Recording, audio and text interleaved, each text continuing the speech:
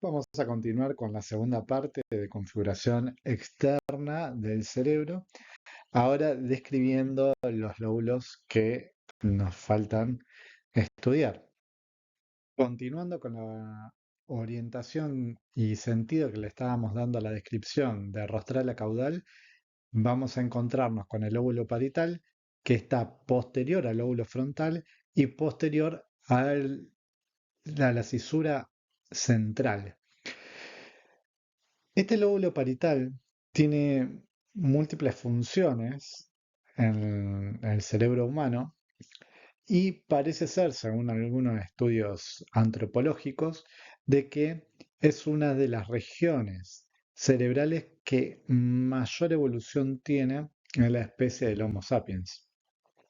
Y esto no es casualidad, entender de que es una de las regiones que parece tener más incidencia en la evolución del Homo sapiens y lo que se encuentra actualmente con respecto a las funciones, tanto a nivel cognitivo como a nivel sensorial que tiene este lóbulo. Entre las funciones que podemos destacar, es importante recordar que lo que denominamos circunvolución postcentral, porque está por detrás de la cisura central, va a ser la encargada de recibir las aferencias de las distintas vías sensoriales del organismo. Esta circunvolución es denominada corteza somatosensorial primaria y no solamente es un área primaria, sino que también en el resto del lóbulo parietal tiene funciones de asociación de distintas fuentes sensoriales que son muy importantes a la hora de tener en cuenta para estudiar. No solamente está encargado el lóbulo parietal de procesar y asociar la información sensorial, tanto del organismo como del medio ambiente, sino que también parece tener un rol importante en funciones cognitivas, en funciones sociales, como puede ser la empatía, y además en los aspectos psicosensitivos, o sea, otorgarle cierta asociación entre las sensaciones y la parte emocional. Entonces, acá hay un match con el sistema límbico que parece ser importante. Y es interesante entender que el óvulo parietal no solamente está relacionado con todo esto como si fuera poco, sino que también está en relación a funciones cerebrales superiores, como pueden ser la lectura, la escritura, el cálculo, estas habilidades que permiten desarrollar estas habilidades cognitivas o estas funciones cognitivas, que son tan característicos también del ser humano. Entonces, podemos ver una vista lateral del cerebro, nos encontramos a esta altura la cisura central y en este caso, marcado está la circunvolución postcentral. Entonces, fíjense que hay una relación espacial entre la circunvolución postcentral y la circunvolución precentral, donde la precentral es el área motora primaria y la postcentral es el área somatosensorial primaria. Entonces, podemos volver a la teoría de Donald Hebb, que dice que cuando dos neuronas tienden a activarse juntas, permanecen juntas y que había más probabilidades de que tiendan a comunicarse estas regiones neuronales si estaban más cerca, más contiguas, perdón, es interesante ver esta asociación y esta cercanía entre la región primaria sensitiva y motora, porque está íntimamente relacionada tanto lo perceptual como lo motor. ¿Mm? No podemos pensar la percepción sin la acción. Si nosotros percibimos porque actuamos y actuamos porque percibimos. Y en este sentido, la corteza somatosensorial primaria es sumamente relevante. No solamente desde lo funcional, sino también desde lo biológico, desde las estructuras, cómo se conectan. Para dar un ejemplo a esto, si la corteza somatosensorial recibe demasiada información nociceptiva, que la información nociceptiva está relacionada al daño en ciertos tejidos. Imagínense que se esguinzan un tobillo. Esa información de daño y de inflamación en la articulación del tobillo va a llegar a la corteza somatosensorial primaria. Esta corteza somatosensorial primaria va a regular también la actividad y va a modular, es lo que se conoce como una modulación de la actividad de la corteza motora primaria, lo que va a llevar que el control motor se modifique por todas estas aferencias sensoriales. Por eso muchas veces es muy importante, antes de trabajar lo motor, es que prestemos mucha atención y podamos evaluar también la parte sensorial que es relevante para un control motor óptimo. Este lóbulo parietal también tiene surcos que nos va a dividir las distintas circunvoluciones, y dentro de los surcos podemos encontrar al surco postcentral. Si tenemos, recuerden, este es el surco central, teníamos el precentral en el lóbulo frontal y ahora tenemos el postcentral en el lóbulo parietal. A su vez, parecido a como sucede en el lóbulo frontal, este surco postcentral nos separa una circunvolución que tiene una orientación más en sentido vertical que la circunvolución postcentral, y posterior o más caudal nos vamos a encontrar circunvoluciones que tienen un sentido perpendicular a la circunvolución postcentral. A su vez nos encontramos con otro surco, que es el surco intraparietal, que nos va a separar en circunvoluciones que están más dorsales y circunvoluciones que están más ventrales a este surco. A su vez, este surco intraparietal nos divide dos regiones de la corteza parietal. Una es la corteza parietal inferior, que está compuesta por giros o circunvoluciones. Por un lado, el marginal o giro o circunvolución marginal, y por otro lado, el giro o la circunvolución angular, que va a estar en relación con este surco que es el surco temporal superior. Más dorsal al surco intraparietal nos encontramos con la corteza parietal superior. Estas cortezas, tanto la parietal inferior como la superior, tienen múltiples funciones.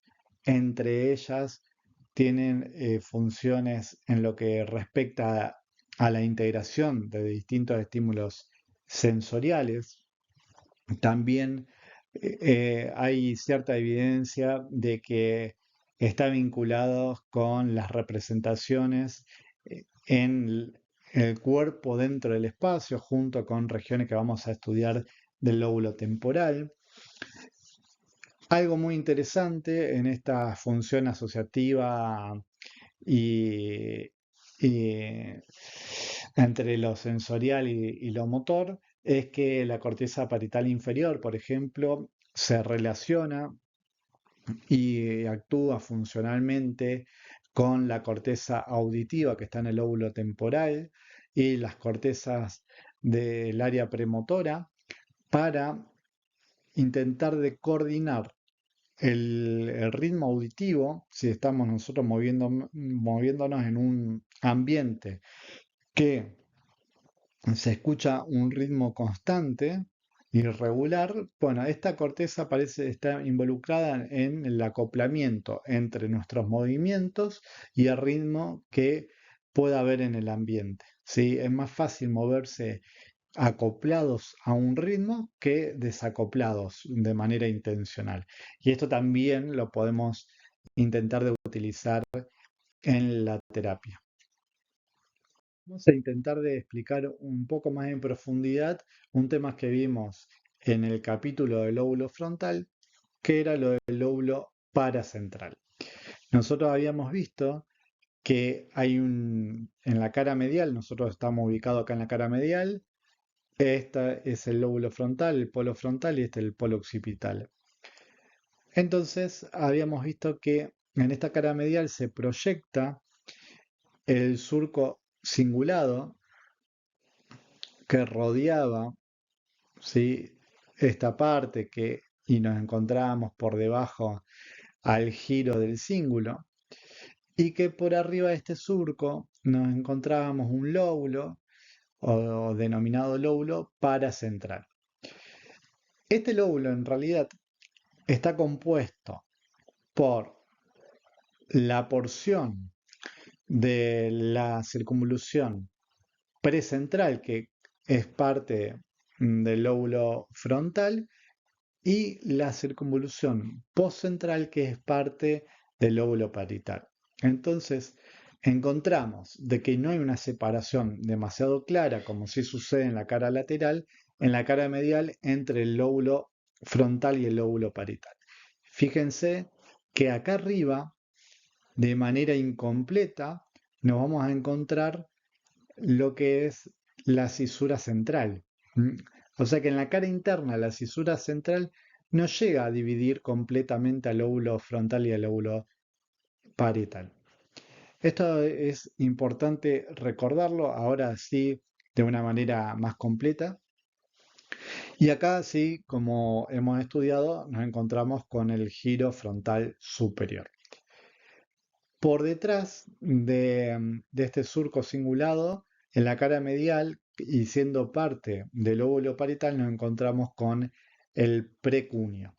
Ya separados con esta región que es la región occipital del lóbulo occipital, nos vamos a encontrar un surco que separa en la cara medial al lóbulo parietal del lóbulo occipital, que es el surco parieto-occipital.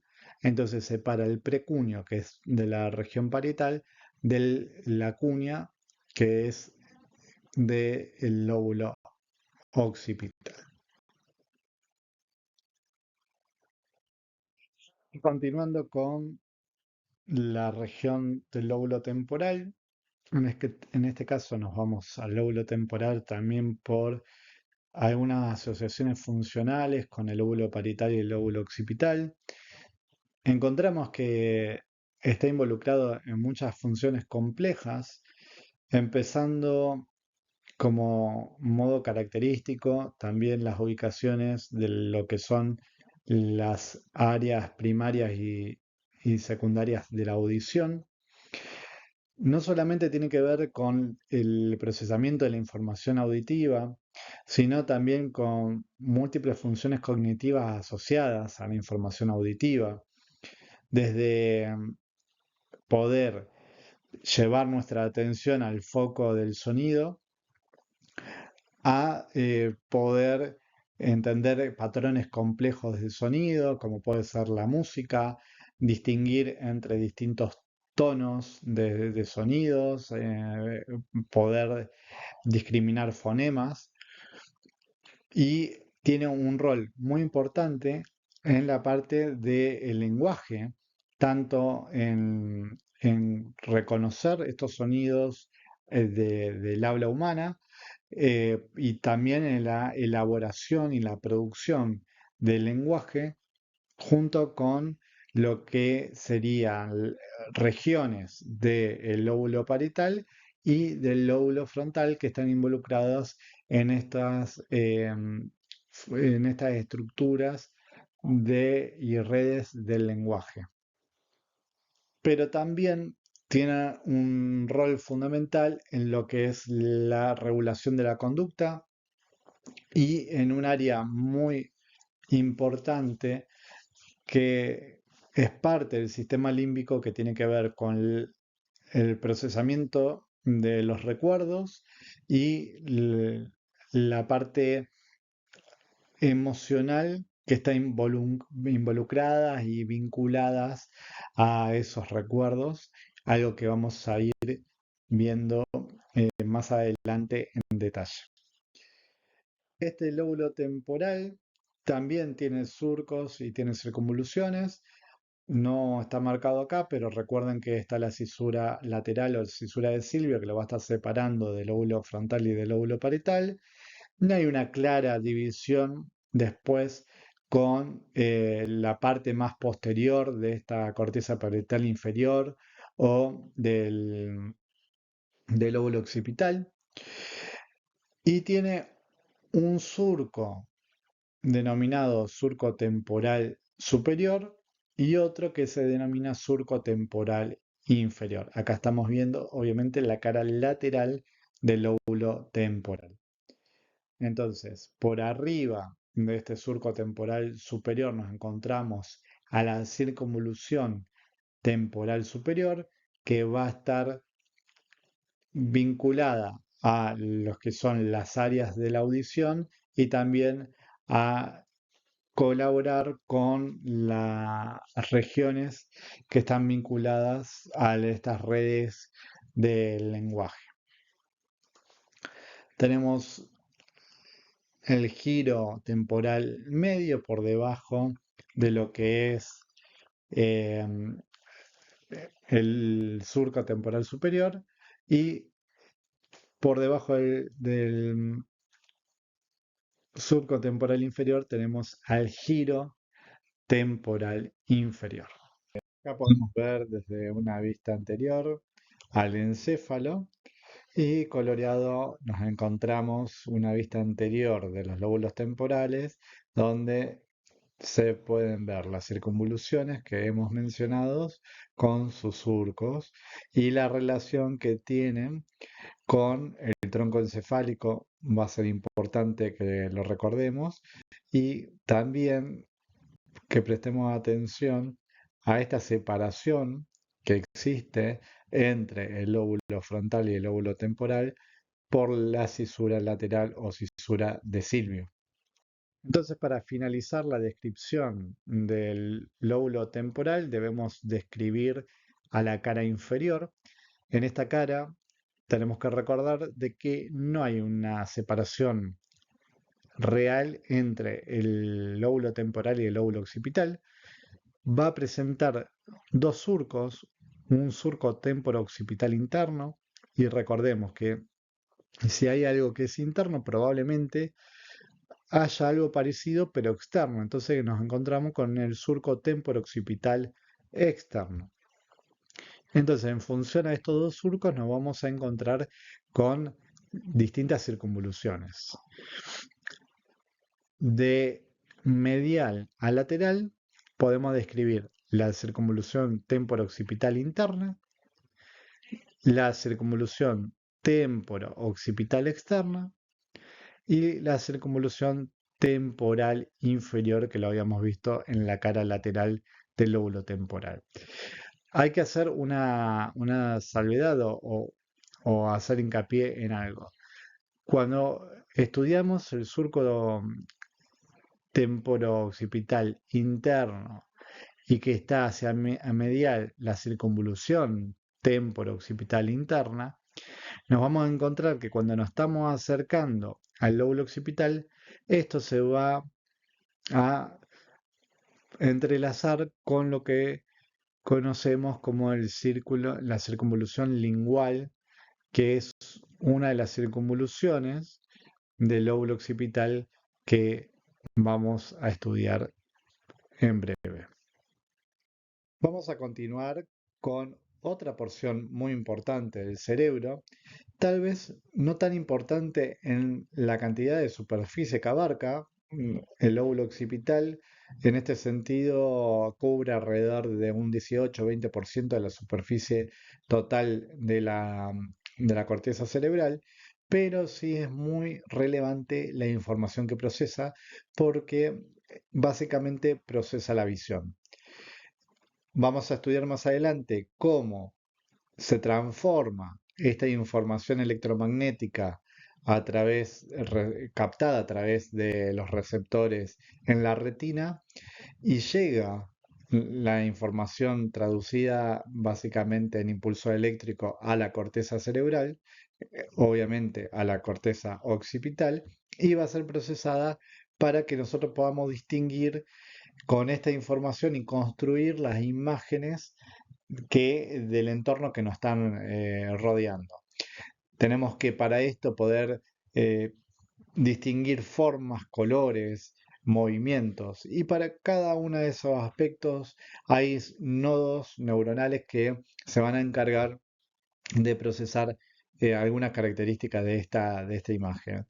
Algo importante que tienen que tener en cuenta, si bien hemos visto que los otros lóbulos tienen múltiples funciones, más puede ser que estén orientados hacia algo en particular, como puede ser el lóbulo temporal, que tiene por ahí funciones bastante concretas con respecto a la audición, pero también habíamos visto que se relacionan con procesamientos que tienen que ver a nivel cognitivo con la memoria o también con la regulación de la conducta. En el caso del lóbulo occipital, parece centrarse concretamente a lo que es el procesamiento visual y va a tener las áreas visual primaria, que esta área fue localizada por Brodmann como el área 17 y las áreas visuales secundarias. Y tiene una organización topográfica bastante característica que ya iremos viendo.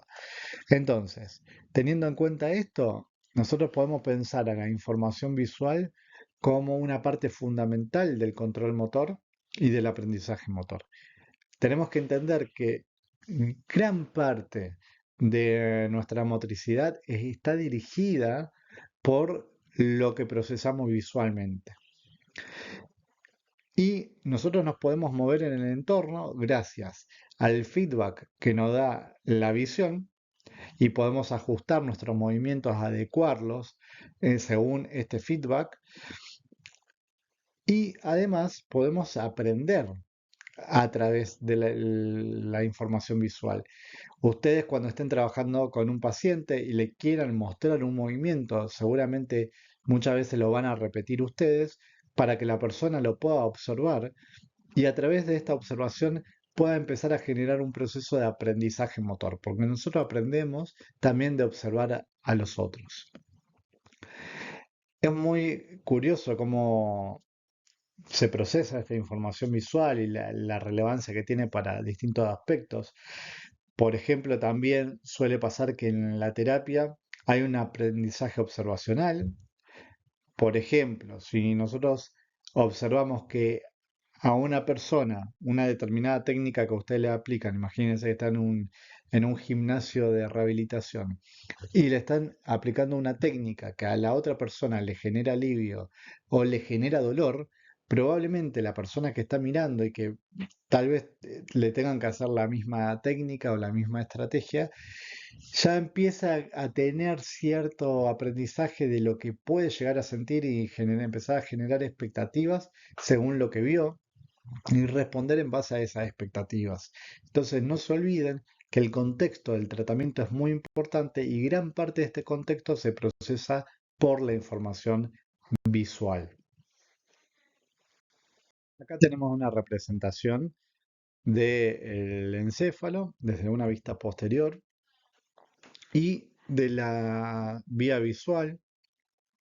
Fíjense que esta vía obviamente comienza a nivel de los ojos, específicamente en la retina, donde están los receptores especializados en captar la información electromagnética de la luz y de la oscuridad o de las distintas intensidades de luz y transformarlo en un impulso eléctrico que va a ir siendo transmitido por el segundo par craneal hasta llegar al tálamo y a partir del tálamo, un núcleo en particular, que es el cuerpo geniculado lateral, va a generar las radiaciones ópticas que se encuentran y van a pasar por la parte más interna del lóbulo temporal para llegar así a la corteza occipital. Y esta corteza occipital también va a tener una organización topográfica, así como lo tiene la corteza motora primaria, la corteza suplementaria, y también pensando desde la corteza somatosensorial, también tiene una organización topográfica. La corteza visual va a presentar algo parecido. En este caso, podemos ver que tiene una conformación y una organización en anillos concéntricos, ¿m? Desde el área visual primaria, área 17, según Brodmann, que va a estar localizado bien en el extremo del polo occipital, y alrededor van a estar las áreas secundarias, ¿sí? El área visual secundaria y así sucesivamente, que está señalado por diferentes números, y cada región parece procesar una característica de la información visual. En principio, lo que tenemos que tener muy presente es cómo es esta vía, los componentes principales y sobre todo saber cómo se organiza esta corteza para el procesamiento visual. Y así como lo hicimos en los lóbulos anteriores, vamos a encontrarnos con distintos accidentes en la superficie de este lóbulo occipital que nos va a ayudar a poner límites y a poder organizarnos a la hora de estudiarlo. Entonces acá lo que vamos a ver, en primer lugar, y ustedes estarán observando que es una representación de la cara lateral del encéfalo. Si vamos al extremo occipital, nos encontramos con una pequeña línea que está marcada en su borde más superior. Acá lo vemos con aumento. Y esta línea representa una cisura o un surco que ya lo hemos mencionado, que es el surco parieto-occipital. Este surco, si bien llega a la cara lateral y es muy poco lo que se logra proyectar, pero es importante para poder hacer una división que hablaremos en breve, nos encontramos que sí se proyecta mucho en la cara medial. Y esta línea, este surco, va a separar lo que es el lóbulo occipital del lóbulo parietal. Si volvemos a la cara lateral y nos vamos a su borde inferior, nos vamos a encontrar con una pequeña incisura que es la denominada incisura preoccipital, porque está por delante del occipital. Acá vemos desde una imagen inferomedial cómo se proyecta o se intenta de proyectar esta incisura, acá lo vemos con aumento, hacia la cara inferior de, de este lóbulo. Pero si volvemos a la cara lateral, ¿para qué nos sirve reconocer la incisura preoccipital? Que lo encontramos acá, porque con esta incisura y la parte que se asoma del surco parieto-occipital, vamos a marcar una línea que es la línea parieto-temporal lateral. Es una línea totalmente arbitraria e imaginaria, pero nos sirve para delimitar al lóbulo occipital del lóbulo temporal y del lóbulo parietal. Y podemos seguir describiendo surcos para poder delimitar también los giros. En este caso vemos un estudio sobre los surcos y los giros en cadáveres en el lóbulo occipital, y se pueden describir algunos surcos que son bastante constantes. Acá hay distintas variabilidad, entonces no se confundan en eso, solamente sepan que están. Nos encontramos, por ejemplo, al surco occipital transverso, que en este caso lo vemos en color azul. Fíjense que hay distintas variantes anatómicas. Recuerden que este es el lóbulo parietal, acá está el surco intraparietal, y esta era la línea que nos dividía al lóbulo occipital del lóbulo parietal. A su vez, nos encontramos en la cara lateral también a un surco que puede ser más o menos extenso, que es el surco lunado, y el surco prepolar también más hacia posterior, que nos encontramos en esta situación.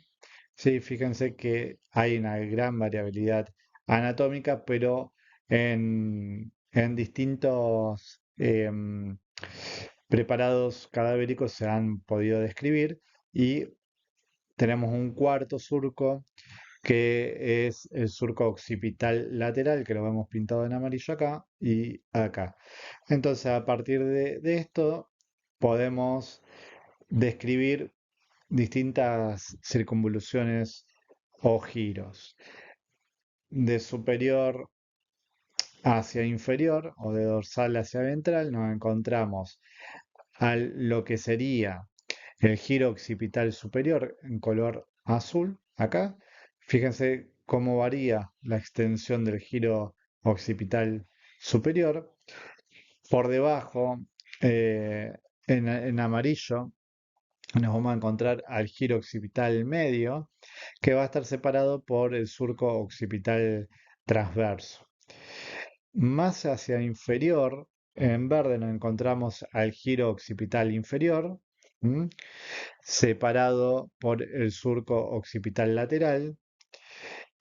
Y lo que nos vamos a encontrar, un cuarto giro, que es el giro o circunvolución occipital polar, que se encuentra más hacia la región del polo occipital y va a estar separado de los anteriores por lo que es el surco lunado. ¿M? En el interior de este giro polar nos encontramos a este surco que estaba internamente de este giro, que es el surco prepolar, que lo vemos acá. En la cara medial vamos a encontrar una cisura, que es la cisura calcarina, que se va a ir a encontrar con este surco o cisura parietoccipital. Sí, y acá lo podemos ver desde una visión superior, esta cisura calcarina. Y entre la cisura calcarina y la cisura parietoccipital nos vamos a encontrar con una región de la cara medial del lóbulo occipital que se denomina cuña.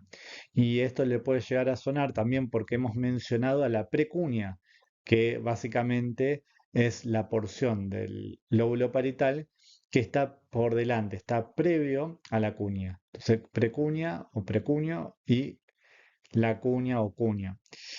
Por debajo de la cisura calcarina nos vamos a encontrar lo que es la circunvolución o giro lingual del lóbulo occipital.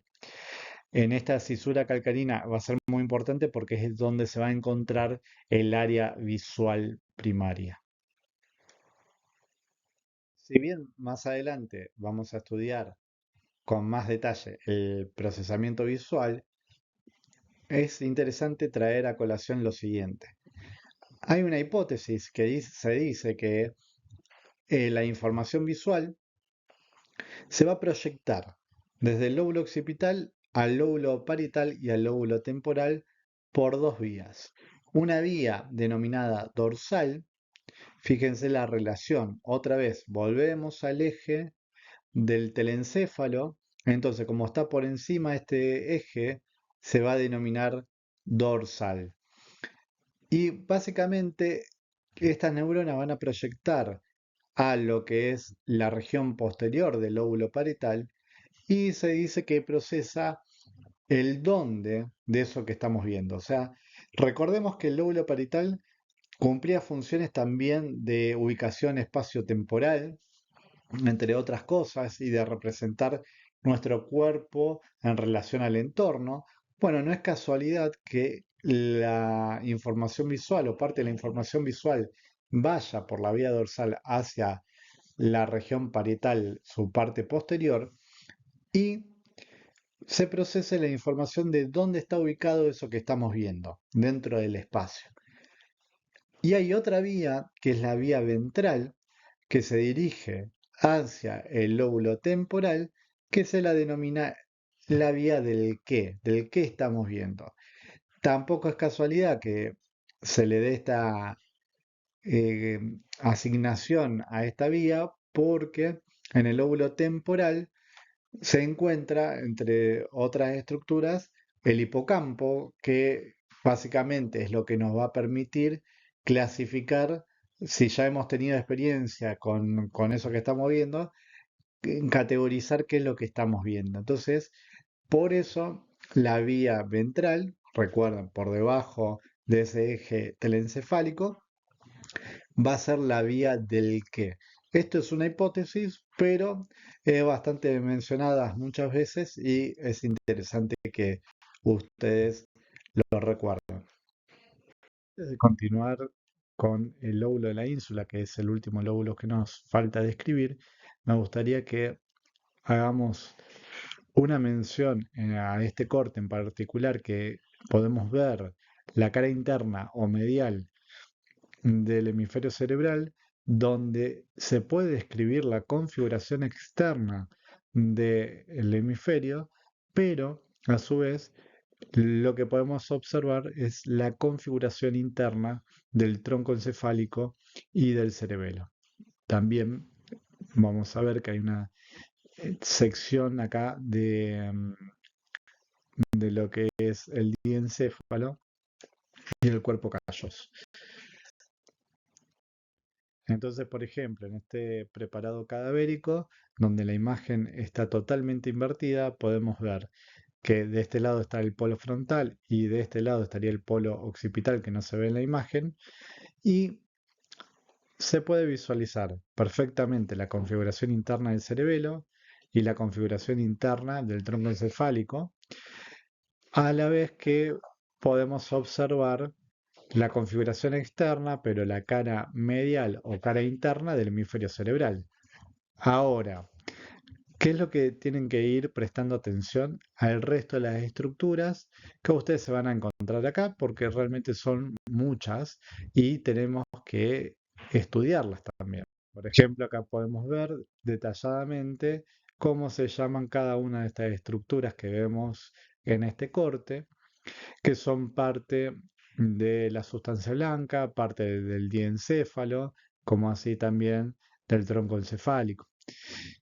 Si bien no es tema de esta clase abordar todo este contenido, sí es interesante que ustedes, a medida que vayan estudiando lo que tiene que ver con cerebro en este caso y los distintos cortes, que puedan prestarle atención al resto de estructuras que aparecen y que se mencionan, para ir contextualizando y haciendo la relación en los distintos cortes, qué partes del sistema nervioso se vería, y no solamente centrarnos en la temática puntual que uno está estudiando. Entonces, acá podemos hablar de todo lo que hemos mencionado, de la cara interna del lóbulo frontal, del lóbulo parietal, del lóbulo occipital, pero también empezar a prestarle atención, bueno, cómo se relaciona estas estructuras con el cuerpo calloso, con el diencéfalo, qué es lo que se podría ver en este corte, por ejemplo, porque eso es fundamental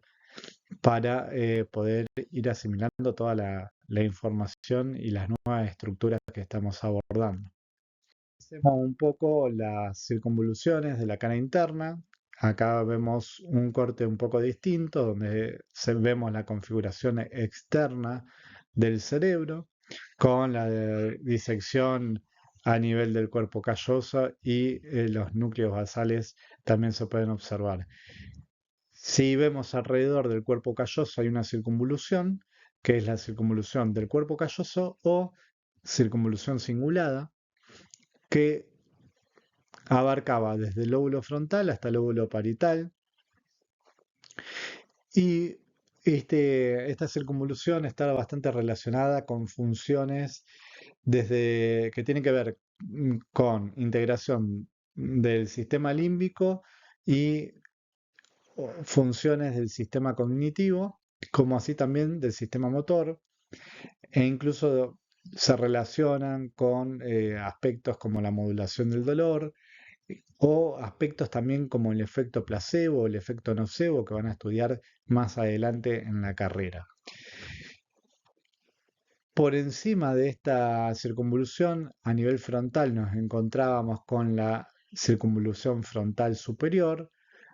Por detrás de esta y abarcando tanto parte del lóbulo frontal como del lóbulo parietal está la circunvolución paracentral. Recuerden que acá no había una división tan clara entre el lóbulo frontal y el lóbulo parietal.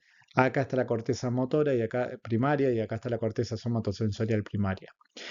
Por detrás de esta circunvolución y separada por el surco postcentral estaba una parte del lóbulo parietal que es la circunvolución cuadrilátera, y en esta circunvolución es también lo que habíamos estudiado como la precunia o el precunio, y ya separando al lóbulo parietal del lóbulo occipital habíamos estudiado que está esta cisura parieto-occipital que solamente se podía visualizar en la cara interna y una partecita muy pequeña en la cara externa.